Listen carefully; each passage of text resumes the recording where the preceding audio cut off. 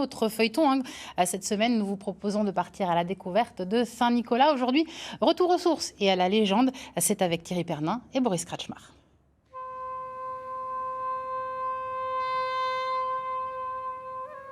C'est ici que tout commence.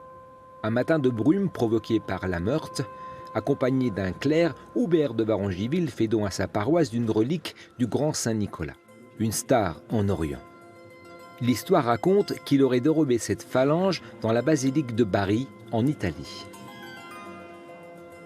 Elles sont arrivées, si je ne me trompe, vers 1087.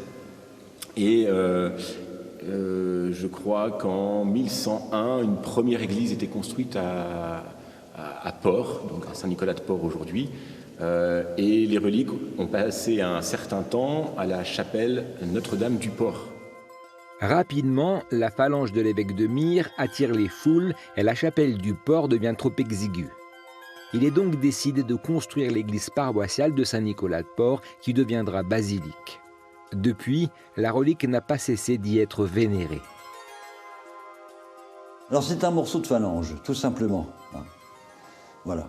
C'est pas plus, c'est déjà bien. Et l'essentiel n'est pas d'avoir la totalité du corps. Un morceau suffit pour que toute la puissance du saint puisse s'exprimer. La fabuleuse histoire du saint patron des Lorrains est racontée dans un meuble vitrine réalisé au début du siècle dernier par le célèbre architecte menuisier lorrain Eugène Vallin.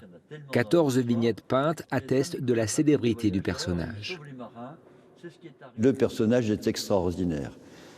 C'est un petit peu, je dirais, un Don Camillo avant l'heure. C'est quelqu'un qui va aller détourner 3 bateaux de blé parce qu'il trouve que les gens de sa province n'en ont pas. Il va faire le coup de poing avec les marins, d'ailleurs, pour piquer une partie de la cargaison.